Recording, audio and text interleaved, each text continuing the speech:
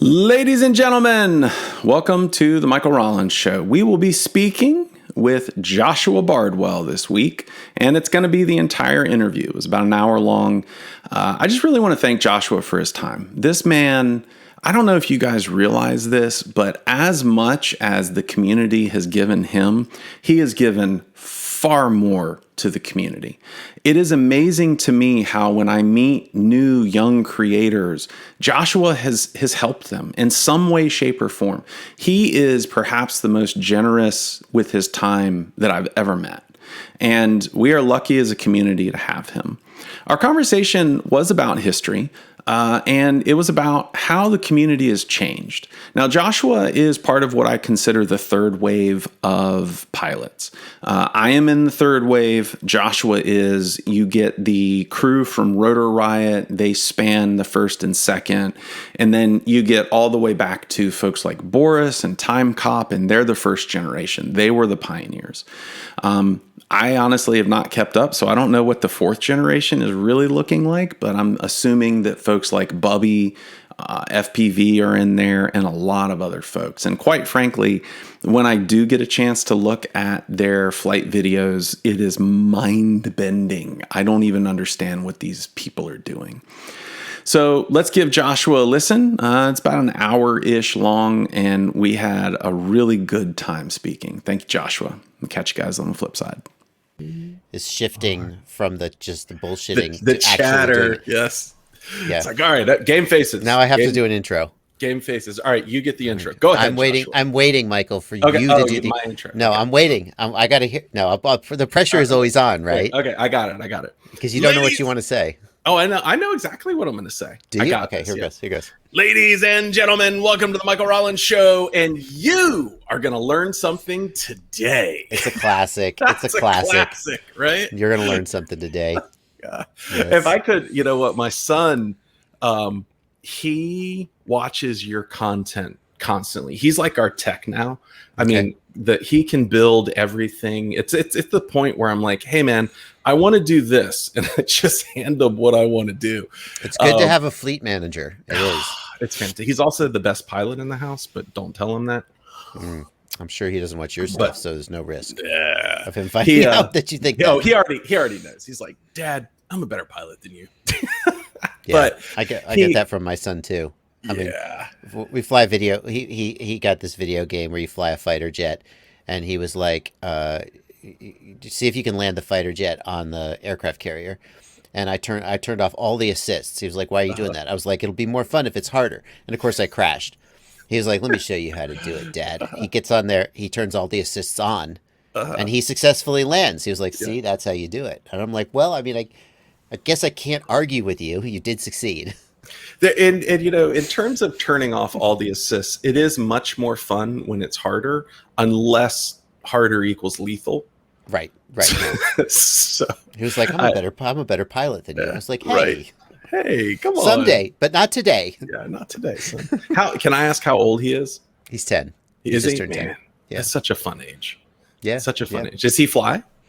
He does. He's more into video games and VR than real quads, which, you know, put him on the simulator. He'll do great. He's flown in real life a few times, but nothing big. Yeah. Well, Logan, my son, he for months disappeared into the simulator. He didn't fly for real. And part of that was because everything was broke. But, our ability to fly is very predetermined by the repair of the equipment and the budget. Budget, that's real. So if you have people say, if you know, there's an argument that if you have more quads, you'll be able to fly more because one broken quad won't take you out of the air. But what ends up happening is you start the day with 5 working quads, and at the end of the day, you have 5 broken quads, and now you're right back where you would have been. Yes. Except now you have to fix. If you only have one quad, you only ever have one quad to fix. Yep. And then you're good to go. Yeah. So I'm not sure which is better. 100% true. So, all right. Well, as you know, I chatted with you.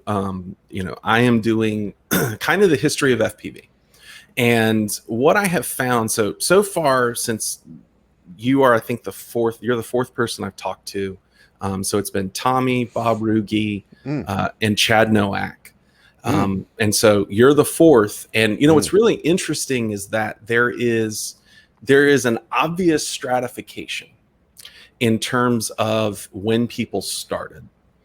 And it's really interesting. What I have found, it's really interesting to ask the question of who were your heroes? Yeah. I mean, if you talk about who I was watching when I first got into FPV, I came in, around the time of Sharpoo, Final Glide, and probably Mr. Steel. I have a gut feeling that Mr. Steel came a little later than Sharpoo. I think you did. Yeah, but when I was getting started, and frankly, flight test that actually. Well, I got started in drones watching a flight test, which flight test does a lot of fixed wing stuff too. I did fixed wing when I first got started, and it was the videos from flight test building drones with multi-wee boards and so forth that drove my first multi-rotor. But then swiftly transitioned over to watching guys like Sharpoo, Final Glide, Tommy, Steele, and so forth. Did you, what was interesting so that would almost make you like generation 3 in my mind, like really early generation 3. And I think you're probably on the cusp of the end of generation 2. But when I talked to the other 3, their heroes were Boros and Metal Danny and the guy with the field. Everybody talks. I know his name. Something Bob. He was a bell. Yeah, he was a gentleman that basically just flew these beautiful, what we would call cinematic lines over fields. Right. But of course, these were all, at that time, it was all 10-inch.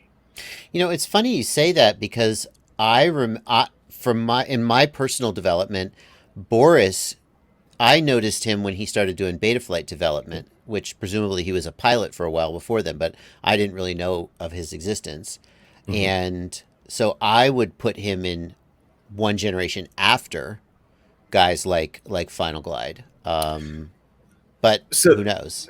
Well, the interesting thing is that before he did Betaflight, he was flying, and it's really wild because you can go back and watch. Like it's very likely that he was the best tuner of that time. That's saying a lot. Tuning was so difficult. Well, we'll definitely so bad. Yeah, we'll definitely talk about that. But he, before he was in Betaflight, he was going back and forth with Timecom over base flight. Like he contributed to base flight, and then contributed to what was the next one? Well, it was base flight, clean flight, Betaflight, clean flight, and then he accidentally forked Betaflight. Oh yeah, I remember that. It's a wild story. He resisted it for a long time. They had this private fork. It didn't have a name. It wasn't Betaflight. People kind of informally called it that, and people said you should just fork. You should actually officially fork. And he was like, "Nah, I'm just going to keep merging back to clean flight." But Betaflight got so far ahead that eventually it was just like, "All right, forget it. We're doing this." I think at that point, from what he told me, the merge process would have just been so nasty. Right. That it didn't make sense because it had officially become something different. And then with Clean Flight 2.0, Clean Flight rebased against Betaflight, and basically it all came home again. It was now Clean Flight is essentially a fork of Betaflight. Yeah. Although it's so weird. Yeah. But that's the beauty of open source, right? Like the things that. Part of the reason we can fly the way we do is because there's so many passionate people that are writing code. 100%. And but yeah, it was really wild that when I did talk to Boros, he would talk to me. He was like, he's like, I would get Tommy and Sharpoo and a bunch of other folks would reach out all the time saying, "Hey man, how do I make this fly better?" Because he would be the guy he was the best tuner because he knew the code. Yeah, absolutely. So what so in the time, so I started in about 2016. It looks like your first video was in May, or one of your first FPV related videos was in May of 2014. And by the way, I just want to let you know how long it took me to get to the bottom of your video. You can't just sort by oldest. Man, maybe, and if I can, I totally missed that. But I've got one of these MX Masters, which has got the you just were like, what you yeah, I just oh, and I let it. It probably took me 5 minutes of free scrolling to get to the bottom. Part of that was just all the load times, but yeah, it looked like you were working on. Was it one of the? It was a radio. I think it was a Spectrum radio. Maybe does that ring a bell? It was the Turnigy 9X was my first radio. Yeah, I struggled. I wanted to get into RC, and I went looking, and there were Futabas and Spectrums for $300, $400, $500, $600. And I was like, man, I don't have that kind of money to throw around. I don't even know if I'm going to like this hobby.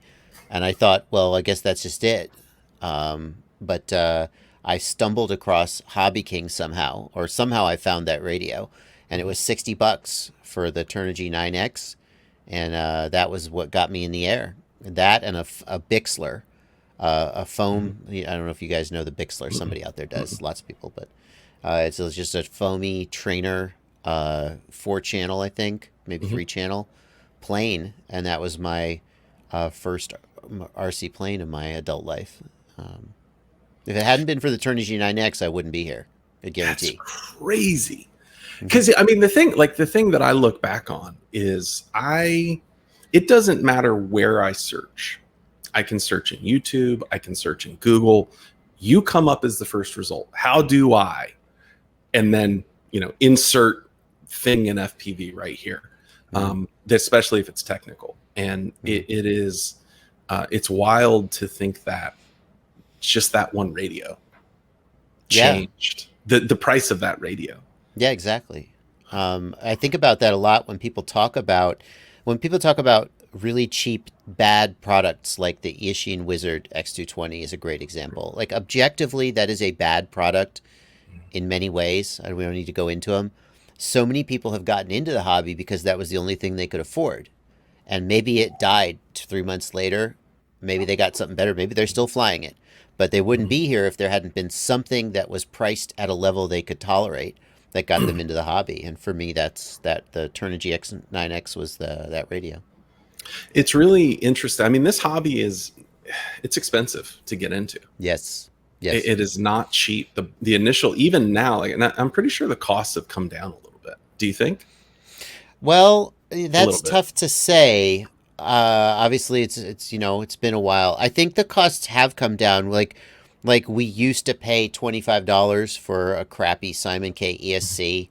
I would have to look and see what I paid for my first flight controller. But so it's tough to do an apples to apples comparison. I don't know if they've come down that much. I mean, in some ways they've come down, but I think in some ways they haven't. Like motors used to be about $20. They're still about $20. Yeah. I feel like, did goggles get cheaper, or were they about the same? I think they're about the same. Okay. My gut feeling is they're about the same, or maybe more expensive because we have way, way better goggles. Like now we have goggles with, I think I paid $300 or $400 for my Attitude V4s. I can't remember, to tell you the truth. I might be wrong. Now we have, and the top of the line goggles then were maybe $500, and that's still pretty much true. Yeah. What do you but in terms of user friendliness, what do you think about the hobby now versus then? That's I mean, it's hard. You couldn't argue that it's user friendly at all. It's incredibly not user friendly. That's a good point. In many ways, it is easier, because as an electronics hobbyist now, it's become easier to do certain things. But for an average person, I feel like the learning curve is just as, right now we have, for example, if you want to configure your ESCs, well, you used to have to get an Arduino and program the Arduino as a 4-in-1 interface and unplug your ESCs from your flight controller and plug them into your Arduino and then program them. And now you can do it with Betaflight pass-through, so you just plug in USB. Well, that got easier, but programming your ESCs, soldering up a flight controller, all that stuff is still just as difficult as it ever was. And in some ways, maybe more, because it's gotten more complicated, because there's more stuff. I did. So I have flown. I've flown stock PIDs and everything for a long time, and only recently have I started thinking, maybe I should do something with this. But I'm also the kind of pilot that if it's good enough, I'll fly it. Yeah. And I much to my shock, when I went into Betaflight's tuning tab, I had no idea what was happening. Oh, like yeah. I recognized the P, the I, the D, and then I was like, "What the hell is feed forward? Like, what is that?" Just all these different knobs and whistles and bells, and I'm just like, "Man, what do you do here?" Yeah, it's challenging because it's easy to get overwhelmed. They've gotten more complicated, and at the same time, they added the sliders, for example, to make it easier for people to tune, so you don't have to tweak individual numbers. Yeah.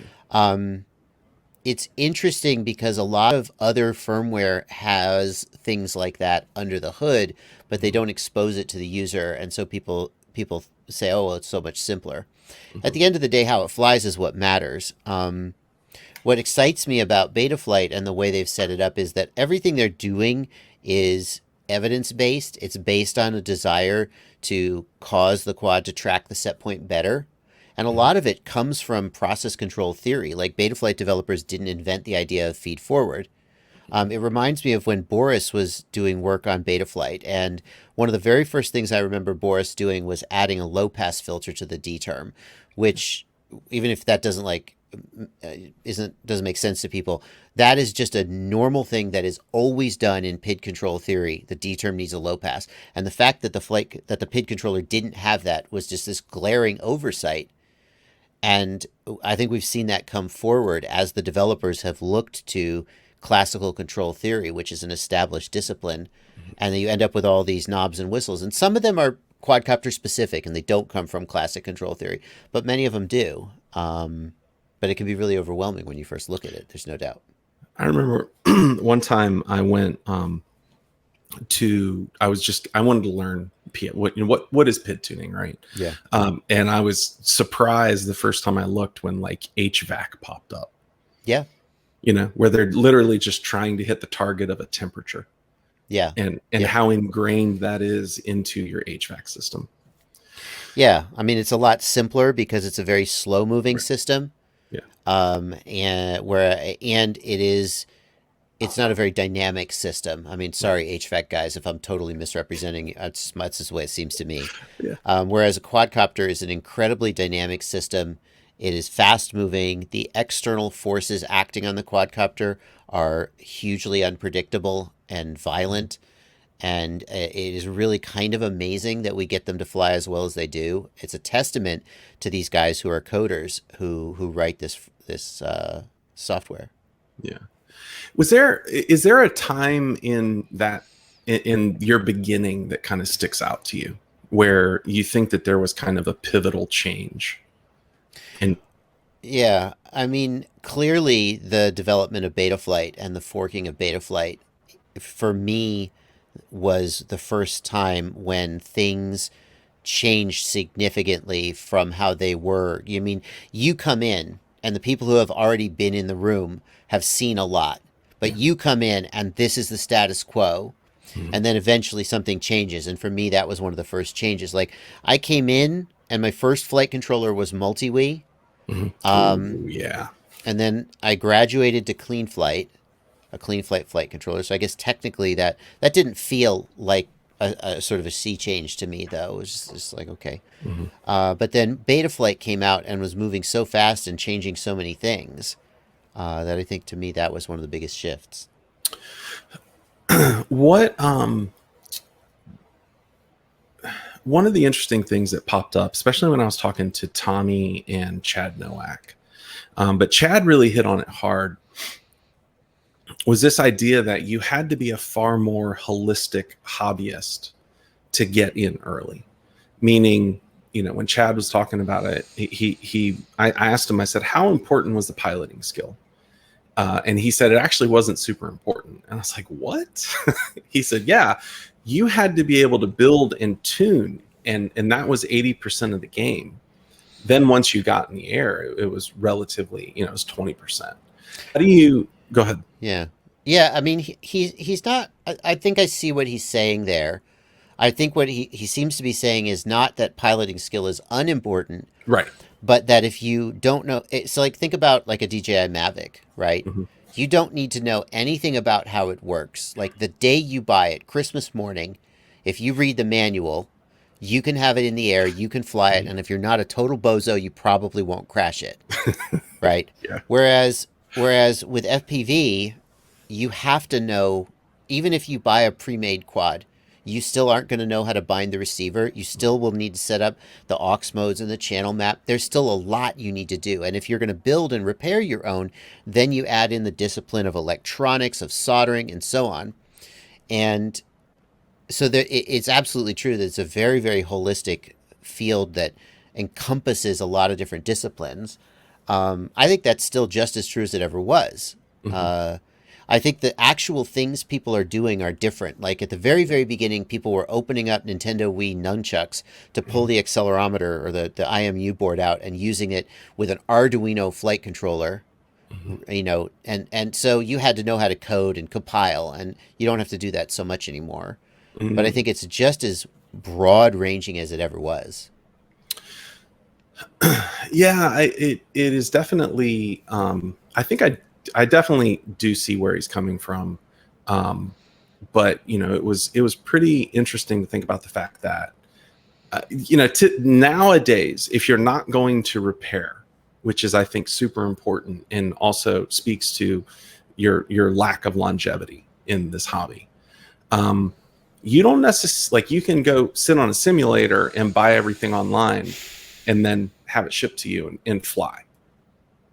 Yeah, to some degree. More than you used to. It used Yeah. to, I remember the Immersion RC Vortex, which was Hmm. a bind and fly quad. And I thought when I saw that and when I saw how it flew, that I remember distinctly thinking, this is the first bind and fly racing drone, FPV drone, that is worth having. There had been a few others before then, and there were some like Eachine, Falcon. I don't know if the chronology works out there, but it was some really crappy plastic flies like trash. You wouldn't want it. And I was Hmm. like, obviously, if you want to be an FPV, you're going to build your own. And the Vortex came out, and I thought, damn, this thing's legit. Hmm. And nowadays, of course, you can buy so many excellent bind and flies. They're as good or better than anything you would build yourself, and that's just true. And the main reason that I would say you still need to know how to build is that you will crash and you will break them. And if you don't want to spend another $200 every time something goes wrong, you need to learn to repair. Yeah. It is. I've seen a bunch of that. Have you seen the memes going around about the DJI FPV drone versus your, where it's just like it's what is it? I can't remember the guy's name. The guy from Canada. Uh-huh. Um, it's like oh you crash your custom built FPV drone. It's like I got this. Yeah. You Yeah. crash your DJI FPV drone. Drake. Oh, it's Drake. Yeah. Drake. Yeah. Yeah. That's Drake. There you go. Yeah. Yeah, Yeah. it's Drake. Um, Yeah. I, Yeah. I've been flying one of the DJI FPV drones that somebody sent to me, and I've put it on the ground a couple times, Yeah. and I puckered. Yeah. Right. No, and they marketed that the DJ. Literally, there was a piece of marketing, which was DJI drone is modular and user repairable. FPV drone, and I'm like, are you really going to make that argument that it's FPV drones are not user repairable? That's all they are. Who else is That's going to repair it for you? right. Nobody's going to repair it if not you. Yeah.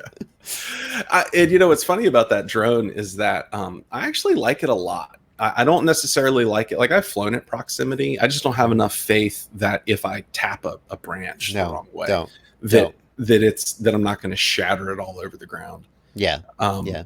but for some of the other use cases, I feel like it's an interesting choice. Yeah. So looking back, one of the things that's come up in all three interviews so far is how many ESCs did you set on fire?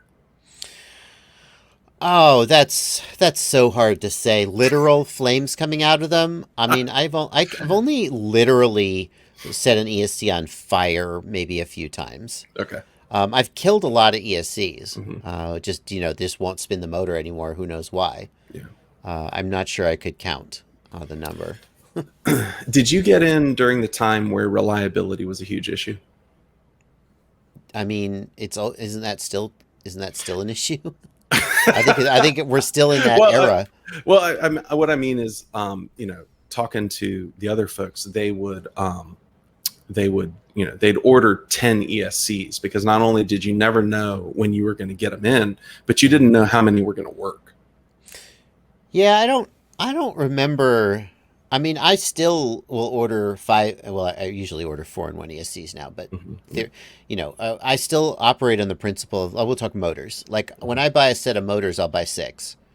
Now they're going to be fine out of the gate. It takes a particularly cheap motor, like the old DYS Samguk motors or the Racer Star motors, Yeah. the ones that are like $7 a motor. Mm-hmm. Those ones are so, like, the bearings are so unreliable that there's a good chance that one of them just won't be flyable right out of the box. But Mm-hmm. if you're buying half decent motors, they'll probably be fine. But I still buy spares just because I know I'm going to need them. Yeah. I mean, if you don't have something that explodes the minute you plug it in because it was bad, it will explode when you crash it. I mean, that's just a fact of life. Yeah. What do you think has been, I mean, well, let me rephrase this. How much do you think the tech has changed from your entry or just before your entry to now? I mean, a lot, a lot. I think some of the biggest developments have been on the software side, the focus on improving the filtering of the gyro data and getting cleaner gyro data. I used to think that the biggest part of PID tuning was, the PIDs, the P, the I, and the D gain. And I've come to realize that number one, mechanical, having good, just a well built quad is actually the first step.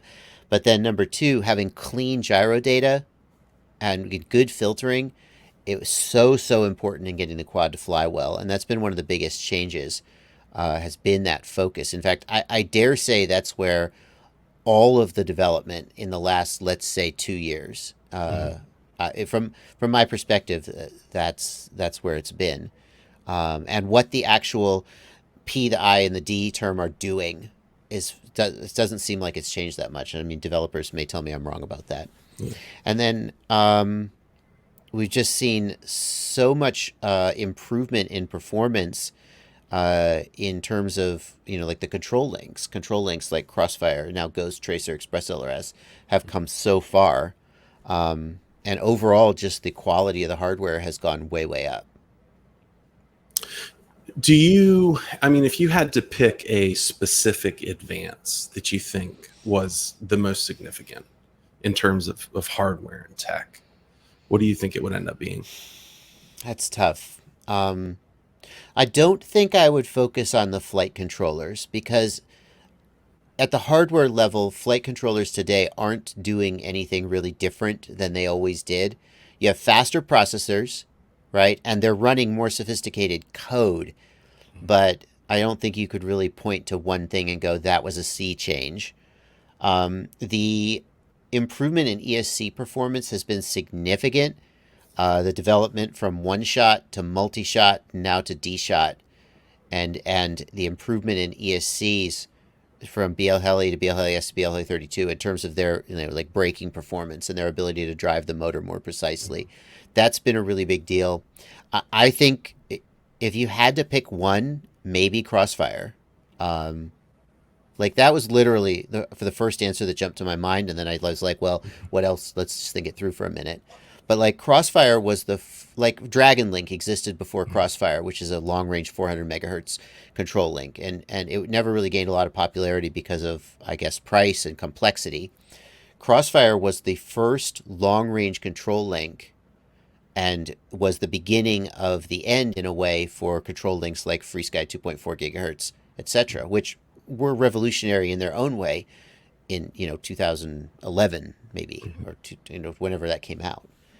Maybe Crossfire. That's an interesting idea. I have, I actually only just recently switched to Crossfire. Mm-hmm. And I didn't think I'd be able to tell a difference. And I'm still on the fence about whether I can tell a difference. But what I can tell is that I do have more faith. There's no question that no one will debate that Crossfire has more range, right? Yeah. When you say you can't tell a difference, I think you're talking about the latency, not the Yeah, range. latency and the feel of it. Yeah, yeah. The two things that Crossfire did that I think were very significant is number one, they made it so you could have a control link that you never had to think about fail-safing, pretty much ever, unless your receiver was damaged. And different from technology like Dragon Link, they made it very, very user accessible and not too expensive, so that everybody who could afford it would move that direction. And the other thing they did was they put a focus on latency. And like I remember when One Shot came out, which was an ESC protocol, and one of the things One Shot did was reduce the latency of the motors. And people said, "Oh, can you even tell the difference? Does it even matter?" Right. Which they always say that. Yeah. And Final Glide put out a video where he flew a quadcopter with and without One Shot, and the one flew much better. And we see that same thing happening in control links, where Crossfire was like, we're gonna have this 150 hertz low latency mode, and on some level, people said, "Oh, does it really matter?" But now we see protocols like Express LRS and Ghost pushing to 250 hertz, even 500 hertz, getting that latency down, and our quads fly much better. It is, yeah. I have you like personally been able to experience the latency decrease, or is that? Yeah, I mean, latency is the way I think about latency is when you go from high latency to low latency, your first reaction is, yeah, it doesn't feel that different. Yeah, maybe I see a difference.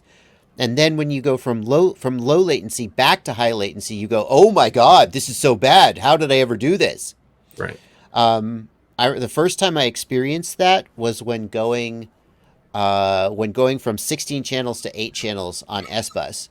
So there was an old trick you could do where you set your FreeSky receiver to use only 8 channels, and it halves the latency from like 22 milliseconds to 11 milliseconds.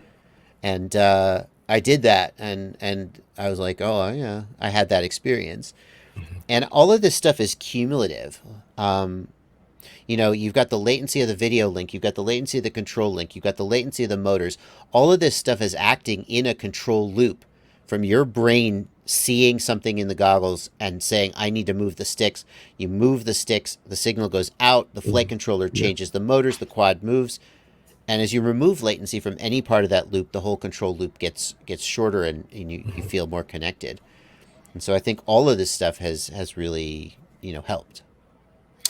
What about visual? Some of my first memories of watching your videos had to do with, shootouts between, one goggle module versus another. How do you feel like that has contributed? Like the changes there have contributed?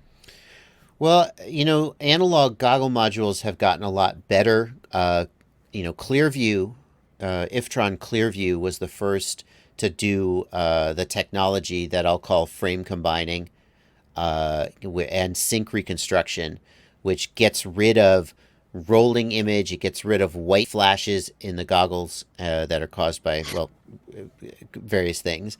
The problem was that Iftron Clearview was several hundreds of dollars and was outside the price range of almost anybody. But I did this review of it, and where I was like, well, could it really be that much better? And sure enough, it just was.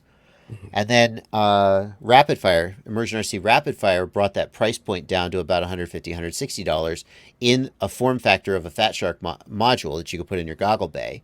And that was another major, major step forward because it just gave cleaner video to anybody who was running that module. So yeah, I do think that makes a big difference. Was Clearview wasn't the one that tried to do, they weren't the ones that tried to do HD, were they? Who tried to do HD super early? I think you're thinking of Connex ProSight? Maybe that's it, yeah. Yeah. Did you ever fly any of those? I never flew ProSight. Okay. I never flew ProSight. I was never able to.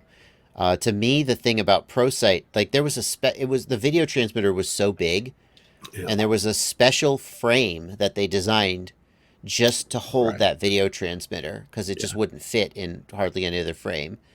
And I think that was one of the reasons ProSight never took off. How do you what do you think about the switch from? I mean, obviously the switch from SD to HD is giant. Do you think that the switch from SD to HD is bigger than the switch from, the prior generation of SD modules to, clear Yeah, immersion? 100%.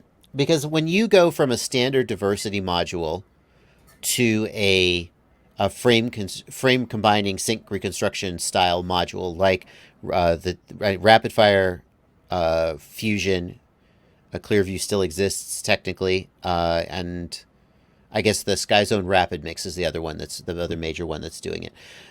At the end of the day, you have a much clearer, more stable image, but it is still a standard definition camera. It's still a pretty crappy camera, and the video link is still, just an analog video link. So going to an actual 720p, 120 FPS digital signal is just night and day. The first time I flew HD, there were two things for me.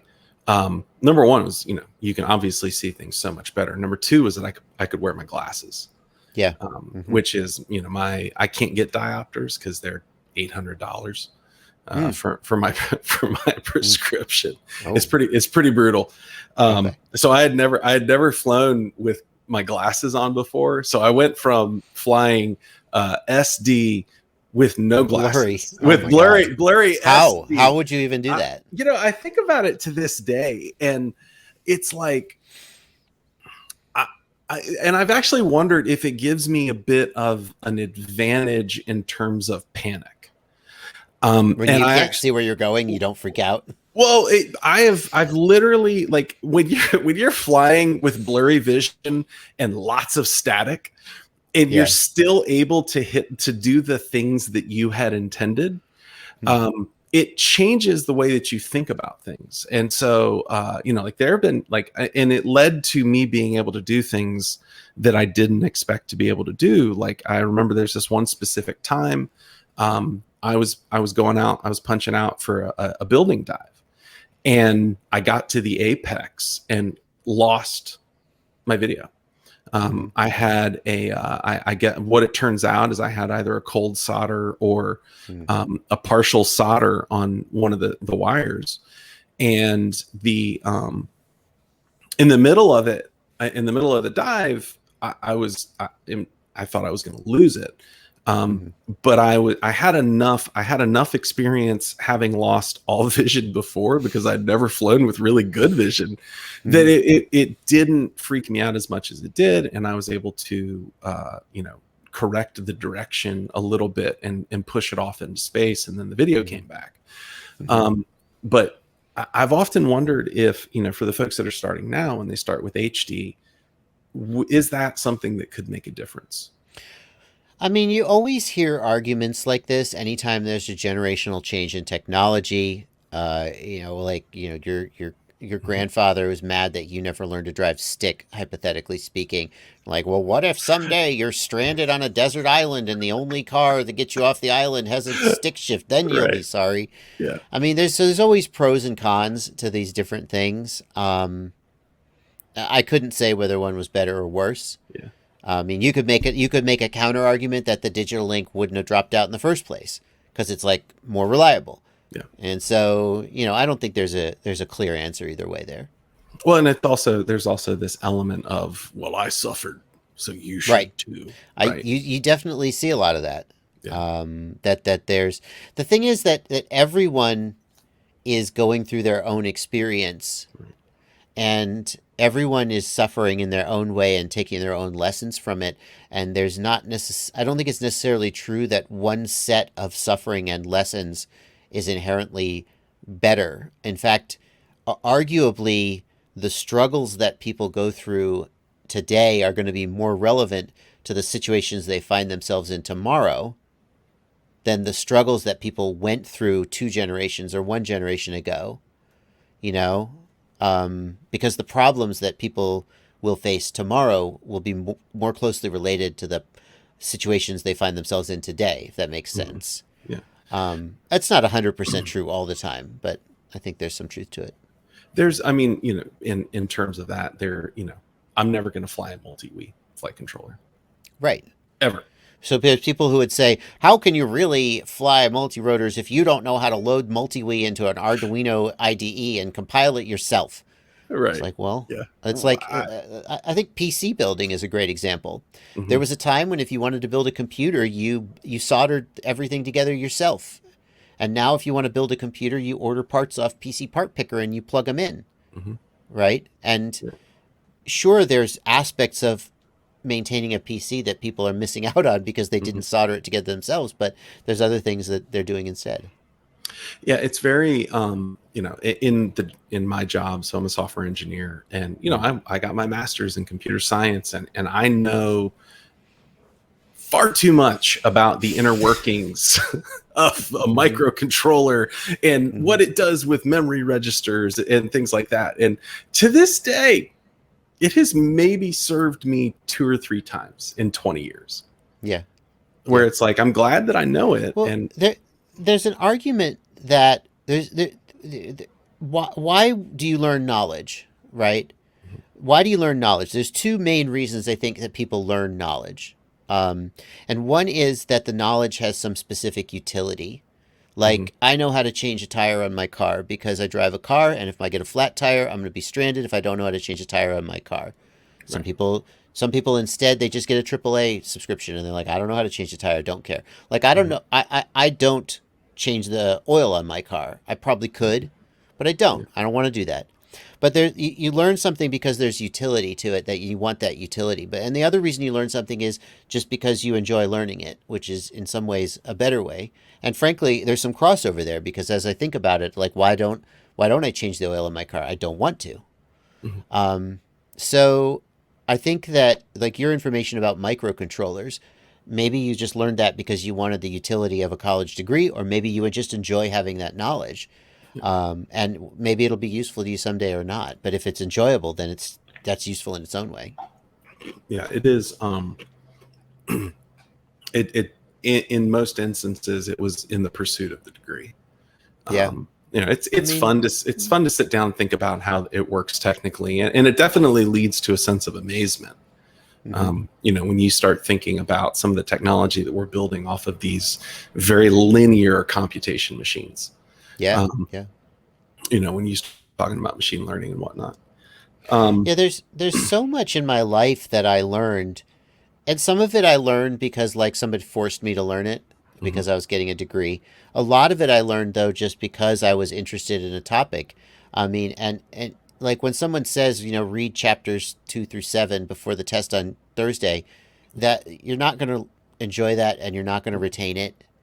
And when you get passionate about a topic, then you'll just devour it for hours on end. And that's such a better way to interact with a field and learn about it. And then you'll find uses for it. That's what I was going to say, is there's been things that I've been interested in, and because I actually wanted that information and retained it, then it's rattling around in the back of my brain, and I go, wait, I know the perfect knot for this situation. It's just one day I got interested in knots. Well, what's funny is I have, sometimes you sit there and you're thinking about something and then you stop thinking about it. And then all of a sudden your brain like connects the dots between the problem and some other thing that you learned forever ago. Yeah. And that I find is super useful. Yeah. So, taking this to like kind of a more personal stance. I mean, FPV's really changed your life. Yeah, no doubt. If you look back on what you've done, where you've come from, where you are now, is there a particular time that if you could go back and relive it in terms of the hobby now, that you would be happy to go back? Some of the most fun I had in the hobby was the time from about January 2018 to about October 2018. I got hired by Rotor Riot to run Quad Camp, and among other things, but that was my official job description. And we did a bunch of quad camps all over the USA. It was a lot of fun. It ended up ending because didn't actually turn out to be profitable, which was probably at least part of why it was so much fun. It's easy to it's Yeah. easy to have fun when you're not being profitable. Yeah, it is. But that was really fun. Just getting to travel all over the place, meet a whole bunch of awesome people at quad camps, go to different places, fly different places, shoot episodes. That's been some of the most fun I've had in this hobby, I have to say. Are there any lessons that you have taken from FPV into your own personal life? Any growth, if you will? I don't know. I mean, I'm sure, you're always learning from the things you're doing. Mhm. That's tough. I'm not sure I could just distill one down. Yeah. Certainly, if there's a lesson to be taken from FPV, it has something to do with the impermanence of life. Yeah. That no matter how much you love the perfect thing you just built, you can't just leave it sitting on the table, or Yeah. you have to go out and crash it, and Mhm. then build it again. Um, I guess Yeah. that's a good lesson. Seems a little obvious and on the nose, but certainly I right there. no, I definitely I feel that that's a lesson I took away as well. Because I don't know that I ever had that before, where I would treat everything as so precious Hmm. that it probably wasn't worth risking it. And then you put one of these machines that you've built with your blood, sweat, and tears sometimes, Hmm. and definitely blood, definitely sweat, sometimes Yeah, tears, and also money. and Let's not also forget money. money, Yes, right? yes. Well, that's where all the blood came from. And you put it in the air, and the exhilaration is amazing. And the first time you smack that thing against a tree, and Hmm. that it's done, is Yeah. disheartening. But Well, it's disheartening because when you first build it, it's perfect. yeah, And then as you begin bashing it around, even if it like hopefully it still flies good, but that confidence you have, I just built this quad, it's never been crashed. I know it's as good as it's ever going to be. And hmm then like later you have another quad and it's been crashed and you're like, "Well, I think this one's flying pretty good today." yeah. You know? You can't get that back. I will say though that it has in me it has engendered this idea that I can just fix it. Yeah, no, I mean you Right. have to. Yeah. Or you throw it away and build another one. It Also as an option. yeah. Well, it's Yeah. funny because I have definitely found myself now, like, something will break in the house, and even if it's an electronic component, I'll be like, I might be Yeah. able to fix that, Yeah. which I Yeah. never would have thought. I didn't even know how to solder before I did this. Yeah. um, what do you? How have you seen the community change since you started?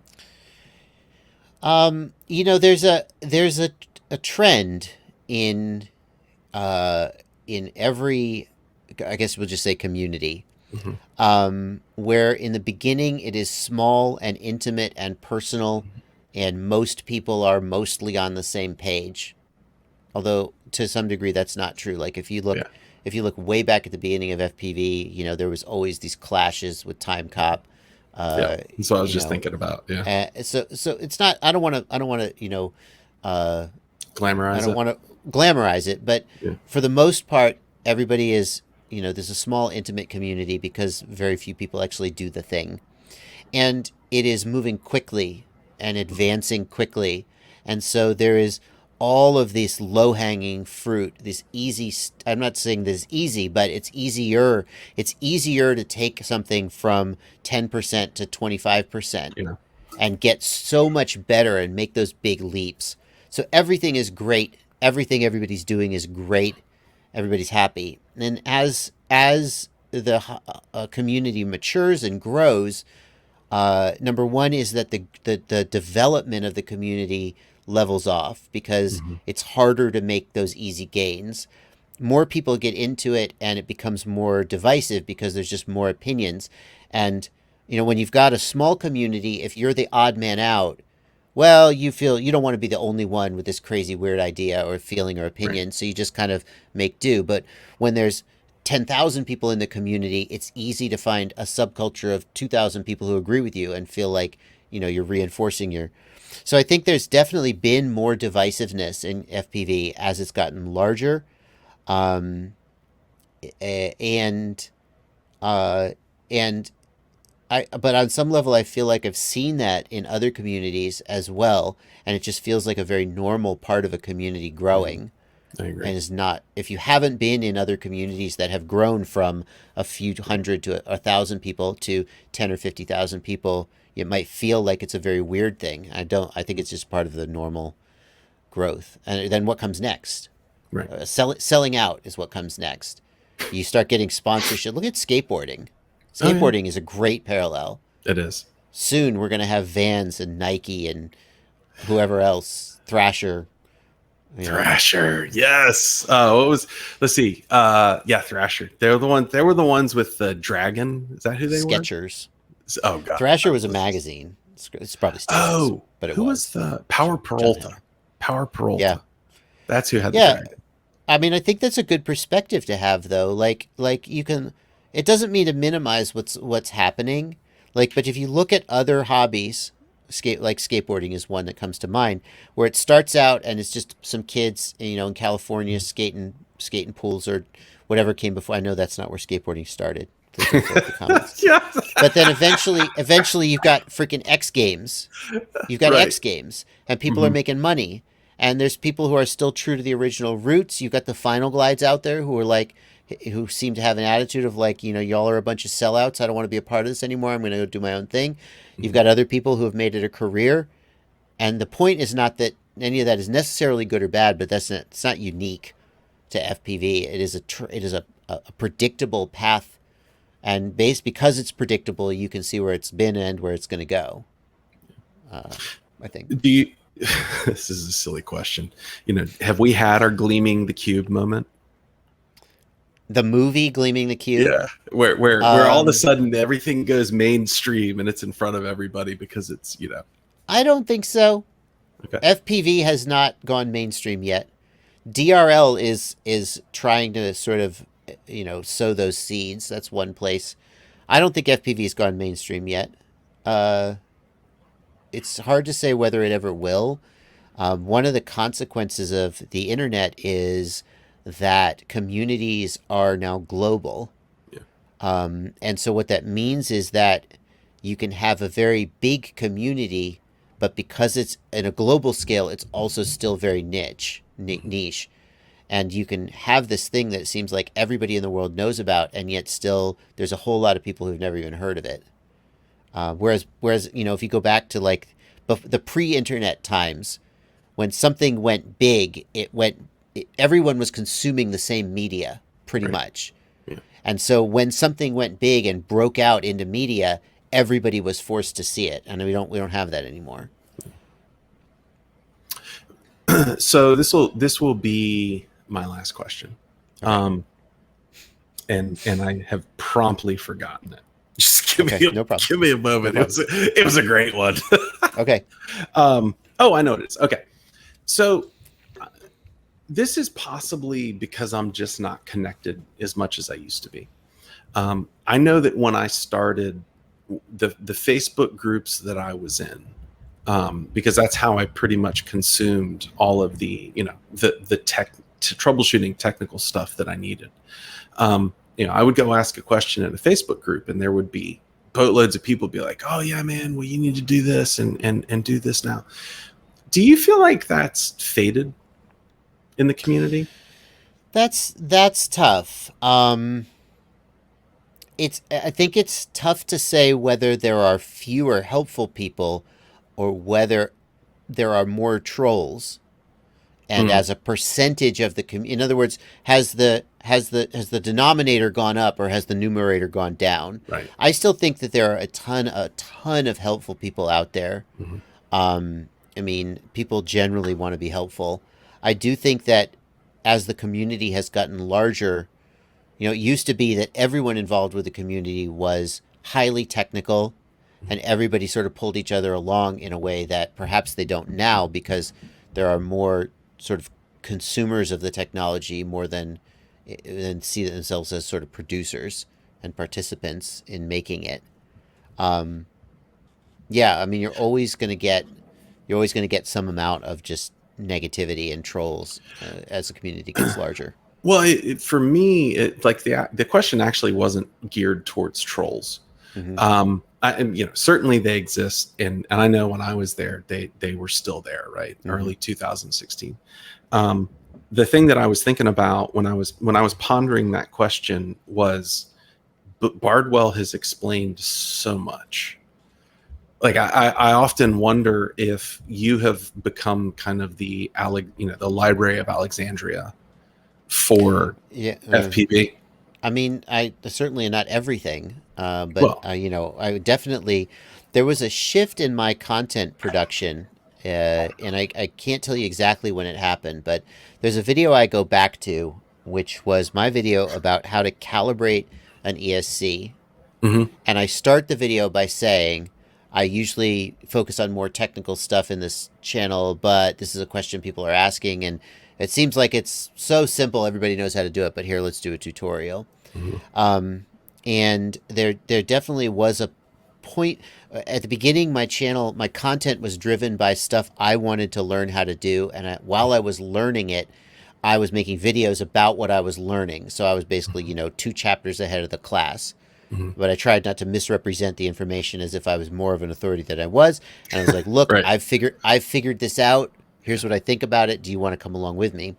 Mhm, And at some point, I shifted to making content about stuff that people were asking me. mhm, People would start asking me questions, and I'd see the same question 10 times, and I'd be like, I'll make a video about this instead of having to answer it in email 10 times in a row.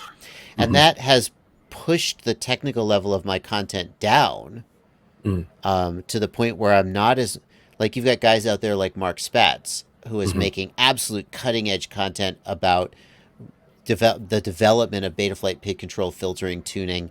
mhm, He is right on the cutting edge, and mhm, only a small number of people even want to consume that. I'm one of them, for the record. mhm, But when I sit down and think about the videos that I want to make, it's about the stuff that can help the most people, and the easier content is mhm. that's where the simpler stuff is actually where most of that is.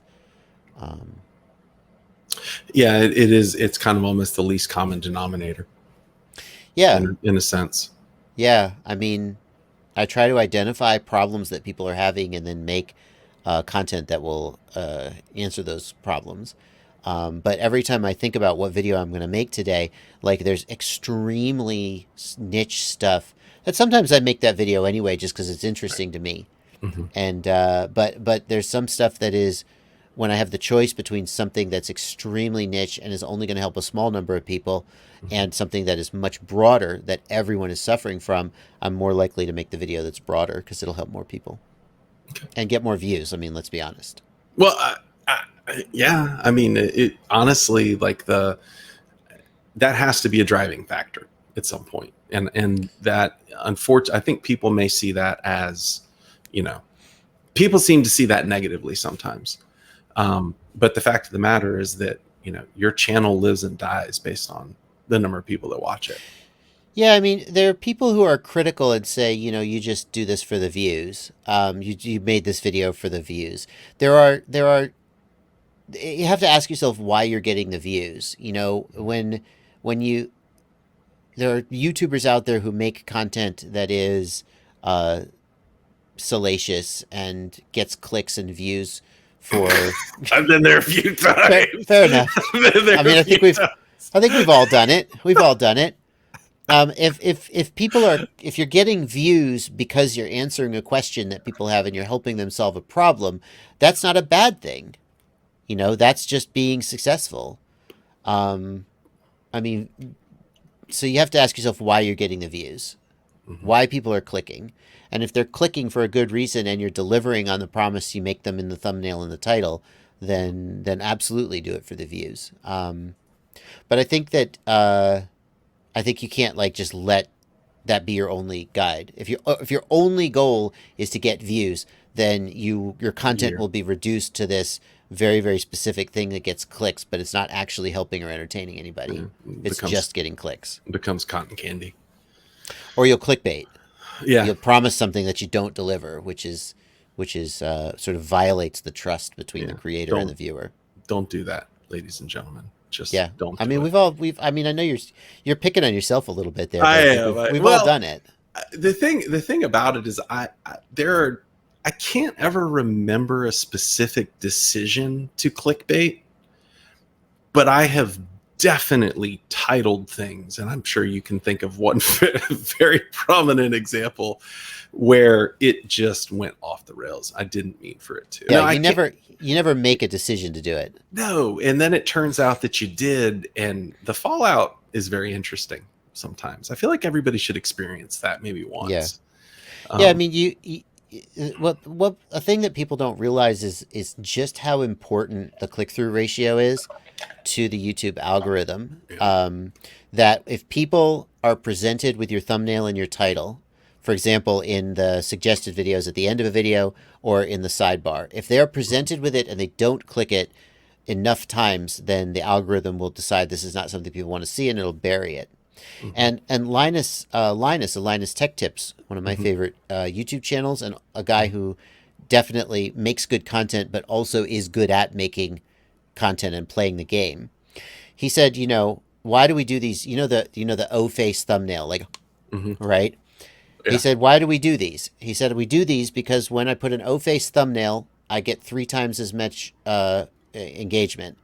And he said, if you are making content that you think is good content that helps people or entertains them, then you want them to see the content. And so if there's something you can do that'll triple your engagement, it's not just good for you as a channel and good for you personally in a self-serving way, but you're also serving your audience better. And so you find yourself thinking, what can I do to get more clicks on this? And eventually you sort of accidentally clickbait without meaning to. And then you have to just realize you've done it and dial it back, right? Sometimes. Sometimes. So this actually, you know what? This actually opens up a very interesting line of questioning that I hadn't thought of before. If you've got a little bit Sure. more time. Yeah. How how is the media presence, the YouTube presence, the Instagram presence of FPV changed? Like, how has the community matured in terms of how they think about things like YouTube? Yeah, I mean, I think that YouTube and social media, I think that culture as a whole has become more performative, Mhm. which is to say that people are more likely to be thinking about presenting it to other people through social media instead of simply doing it. Doing it, yeah. And that's true everywhere. Mhm. Not for everyone, but for a lot of people. Yeah. And so a lot of times now, when people are flying FPV, they'll immediately be thinking, oh yeah, I'm going to upload this. They won't just be doing it. Whereas if you go back far enough, I think the beginning of FPV was maybe not before social media, but certainly at a different place in Yeah. where YouTube and social media are, that people were doing it first and presenting it second Mhm. more than they are now. But I think that's I think that's true of a lot of things. Like, Mhm. people will freaking build a desk and they'll take pictures and they'll post it on Reddit, or they'll post a YouTube video about people are doing that with everything they do. I will say one of my super guilty pleasures is my desk setup for 2021. My desk setup for 2020, and there is that, the performative level there where it's like we're actually making videos now Mm-hmm. about our desks. Yeah. Like, if you were to tell that to somebody 15, 20 years ago, they'd be like, that is the stupidest thing Well, I've ever heard. the real question is, why are we watching videos about that stuff? We enjoy Enjoy enjoy it. that. Yeah. We like consuming that. But it is true that not everyone needs to be a content creator about everything in their life. Mhm. Obviously, if you enjoy making content, then by all means do it. But there certainly is a lot of pleasure. Like, sometimes, like just yesterday, I did a modification on my 3D printer, And I thought, oh, I should make a video about this. And then I thought, you know what? I just don't want to. I'm just going to put a YouTube video on in the background, and I'm going to do it by myself and just enjoy doing it. And obviously, you need some of that. What I was having a conversation with she's actually she's from Philadelphia. God, I'm trying to remember her pilot name. African American lady that flies in Philadelphia, and she flies with a bunch of the Philadelphia crew. And if she sees this, I apologize. But her and I on a different channel got into a conversation about fly for yourself, right? Where you're the best when you're just flying for yourself and not flying to have it consumed. Yeah. I don't think I mean, obviously everybody's personality is different. Sure. I don't think I agree with that. Yeah. You know, there is a point of preoccupation where you become disconnected from what you're doing and get worse at it. But there is also, when you're only accountable to yourself, there's a sort of a laziness that can set in where you no longer push yourself. And again, this depends a lot on your personality. Not everybody is this way. But I think a lot of people can identify with it. That when I am trying to do something with a specific end in mind, when I'm accountable to other people, then I will push myself harder, will try harder. It's why you instantly become a better pilot when you fly with other people. I really think you do. Because you do the things that you are good at and comfortable with, and you push yourself out of your comfort zone in ways that you can think of. And then you fly with other people, and they're like, hey, I mean, people will come to my house, and they'll fly my house, and they'll find lines. And I'm like, well, how have I never seen those lines? Why am I not doing these things? So I think that other people, I don't think I fly my best when I'm flying for myself. I think I fly my best when I'm being pushed to be better than that by accountability to other people. I know, and the counterpoint I gave to this lady was that I know for me, the flight is not the end of the thing. Where I get as excited about doing a new trick or getting something that's unique. Not just because I got it and it's unique, but because I'm going to have so much fun doing things like editing it after the fact. And I've also thought a lot about it in terms of artistry. You know, if somebody paints a picture and they, you know, what if Van Gogh had painted all of his pictures and hid them in his attic, and we had never seen them? The world would be a less place. I think that here's where I'll agree with her, which is that if let's talk about content creation. If you could let your channel be driven 100% by analytics and focus groups and say, this is a video that is going to get views. But if you don't want to make that video, you will come to hate yourself and hate your job and hate your life. So you have to be serving yourself on some level in everything you do. Like when I'm flying to make a video, that's fun. That's fun for me. I'm enjoying it. But at the same time, you know, if I'm only flying just because I felt like going out and flying a pack, then I'm just going to do easy things and have fun and, you know, feel good about myself. I'm not going to push myself to where I might, you know, fail or break something. And it's only when I'm like, you know, I gotta not look like a chump when I fly, you know, that I go, oh, I gotta push myself to get better. Or I'll watch another pilot who's better than me and go, I gotta do that because people are watching my content, and that motivates me. What how flight edits? Does anybody watch them anymore? No. I mean, some. A lot of them are not very interesting or good. And you should still keep making them because, you know, some of them are great. And the thing is, if you I think the creation of, I think the act of creation is its own reward in many ways, separate from the act of consumption of that art or that creation. And you have to make a lot of bad art before you make good art. And if you never make bad flight edits, you'll never make a Never good make one. good flight So, edits. Yeah. so get started making the bad ones. But that doesn't mean that other people are going to want to watch them, right? You should still make them because, right, for all those reasons. Like there are, I enjoy flight edits that show me something that I haven't seen before.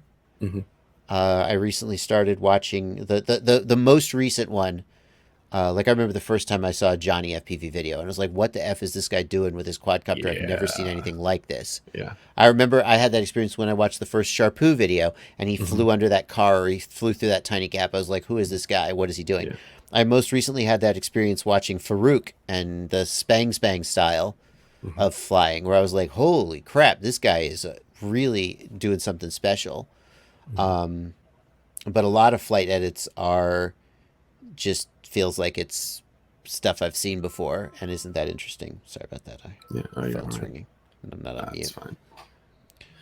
I think a lot more people are making flight edits than there are people who want to watch those flight edits. I agree. I think that is true. And I do. Now, what I will say is that I've actually found I like flight edits better on Instagram. I'm much more likely to watch them on like TikTok. On TikTok, a flight edit pops up and it's like 30 seconds of one trick. And I'm like, damn, dude, that was a good trick. Yeah. Thank you. That's and I'm moving on. Yeah, it's very interesting. And it feels like, because I remember, when I started, and it may be as true for you, like the flight edit is what you wanted everybody to watch. Yeah. And that's what everybody was making, probably is the better way to put it. Yeah. I mean, that's like, everybody wants to be up on stage, playing rock music, and very few people dream of being the guy who set up the amps. Yeah.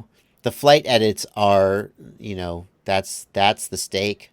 Everybody, that's the glamorous part that shows you're a great pilot, and you want everybody to acknowledge that. People say, well, how can I get into YouTube as an FPV pilot, right? And I'm like, start making tutorials. Now, granted, that's just what worked for me, so maybe it wouldn't work for everybody. But like, if you look at what is content that people want that isn't being made enough of, and what is content that there's too much of, right? And the answer is there's lots of people making flight edits, and there's very, very few people making tutorials. And so, if you really want to, statistically, you'll be more likely to succeed making tutorials. I would alter your recommendation just a tad. Yeah. And it is based on something that I know is true for me, and it's based actually on something you said earlier, which is, what do you want to learn? Yeah. What are you interested in? Go make that content. You do not have to be an expert to teach somebody something that they don't know if you know it. Yeah. No, I mean, I think there's a risk that, because there's a lot of people out there who are making bad and incorrect tutorials about topics that they don't know about. So you don't need to be an expert, but you need to, like I said, you need to be at least like 2 chapters ahead of the content you're making, and you need to be honest. So like, there's a type of video you could make where you're like, I'm just going to learn how to juggle this week. And you come at it and you don't present yourself as an authority. Right. And then you take people along on the process of you learning, but there's no assertion that the information you're giving is correct. As soon as you start asserting that the information you're giving is correct, you have a certain obligation to your audience, to not mislead them. And and to give them correct information, which is tricky if you're not an expert. But I think you can negotiate that. And part of the reason I say that is because that's actually true for what ended up happening to my channel. I was really curious about all these questions I ask. Yeah. and I wanted to know. And it actually started out with, the Chad Capper video, hated Rotor Riot, run out of money. Mm-hmm. And it turned into something far different than I would have expected. Yeah. I was going to be the next Casey Neistat for FPV. I don't know if you know that. I gave that dream up. Right. At one point I thought maybe what I can do is like run with my bag and video myself to all the spots I fly and then have an epic flying session and then run back. It's so hard that is so hard to do. I think people I mean, maybe not, because Casey gets a lot of acclaim, but it is so hard to do what he did. And I think it's worth pointing out that he essentially invented the genre of vlogging as we know it today. Like, everybody vlogs now. Casey invented vlogging as much as anybody did. And it's incredible what he did. I have definitely a hard act to follow. I have tried it multiple times, and finally the last time I tried it, I was like, I don't like this. Yeah. It's too hard. Trying to find a story arc in your day is a challenge. It is hard. Yeah. And the fact that he did that daily for like 3-5 years something, is astounding. Yeah. Go ahead. You know the stereotype of the vlogger with the camera talking to his camera, right? Mm-hmm. No one did that before Casey. Yeah. Like nobody did that. Mm-hmm. This dude riding his electric. How far ahead of his time was he? He rode an electric skateboard while holding out a camera, talking to it. Like, that's a stereotype now. That's a trope. He invented that trope. He created it. Yeah. Or it was like, oh, I want to do what he did. Yeah. Good luck. But yeah, I mean, if you ever want to see a really cool vlog that he did, it's called something along the lines of the most perfect vlog I'll ever do. Mm-hmm. And the reason he called it that is because he hit the entire arc, mm-hmm. right? Where you have the setup, the increase in tension, the fix, and then the resolution at the end. Mm-hmm. And it's really interesting to watch that whole thing and just realize that being able to tell a story with your daily life is tough. It's really hard. So well, but it's a skill and it's a muscle. Like, people ask me, I mean, I'm no Casey Neistat, but I churn out a lot of videos. Mm-hmm. I've put out right now for the last year and a half, roughly, maybe 2 years, mm-hmm. I've been doing 2 or 3 live streams a week, and then 4 or more, but usually 4 videos a week. Yeah. And before I started doing the live streams, I would do 5 to 7 videos a week, and that's gone on for long time, for 5 or 6 years.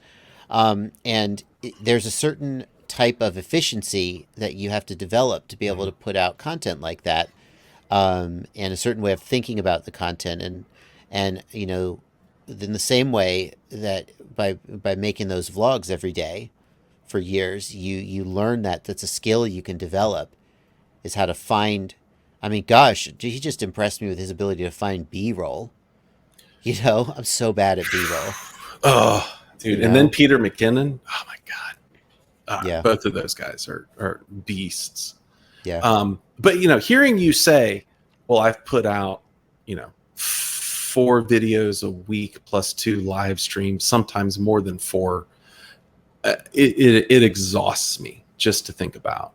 And, I don't think that a lot of people realize just how difficult that is. And, you do have to find the efficiencies, the hacks, if you will. Yeah. Thank you. This has been good. I really appreciate you being here. I appreciate you. I talk about it. I talk about it a lot. After the first time that I ever interviewed you, you messaged me. You were like, "Hey, what's your address?" And I was like, "Are you gonna come visit?" You're like, "No, I'm gonna send you something." And then you sent me this mic. Yeah, we have the same microphone. Yeah, we do, because you sent it to me. you had a no offense, you had a crappy microphone. Oh, it was terrible. It was a Rode NT, or no, it wasn't. Sorry, that's the Rode NT. It was some kind of on top of the vlogger. Yeah. Mics. It was awful. Yeah. But it's funny because everybody's like, "Hey, what do you recommend for a mic?" I'm like, "This is what I have. This is what I have." They're like, "That's job. Expensive." I'm like, "Yeah, somebody sent it to me." So, I mean, as microphones go, it's not too bad. It's pretty good, yeah. So, but thank you, man. I feel like I always make the joke that Bruce is the gem that we don't deserve in our industry, and I feel like you're the same thing because Well, I appreciate that. That's very kind. Well, you have done so much for so many people that you're probably responsible for a significant growth of the hobby. Well, I hope so. I hope it continues to grow, and it's going to change. It's going to be different. There are people who will dislike the way that it's changed and will leave. There are people who will be excited about where it's going and come in, and that's just kind of a thing that happens in life. But I mean, I feel like it's going very, very exciting places. You got this freaking guy flying around on the freaking hoverboard. The Dr. Octopus guy, you know what I'm talking about? I do. And LA? every time I look at it, I'm like, that looks awesome. And also, I don't think I'd ever step foot on it. That wouldn't be here. That's all part and parcel of the growth and changing of the hobby. And so I guess my point is that there's things that'll change, like regulations or commercial interests that'll come in that'll, maybe we would wish didn't happen. But then there's other super, super amazing, awesome things that'll happen. And it all just, it's that great big freaking, I don't know. Yeah, that's life. For sure. Awesome. Well, thank you, Mr. Bardwell. Thanks. Ladies and gentlemen, you have been on the Michael Rollins Show with the one and only Joshua Bardwell. We thank you, and we hope that you learned something today. Talk to you later. Bye. Bye, everybody. And ladies and gentlemen, that is it. I want to say thank you to Joshua. Like I said, he is amazing. He is so much fun to talk to. The man has a thought on everything, and it's deep, and I appreciate that. There is going to be a channel update coming out in the very near future, and it'll kind of fill you guys in on what are my plans for the next. Talk to you guys soon, and I hope that you have a fantastic rest of your day, week, month, year, rest of your life. See you guys soon.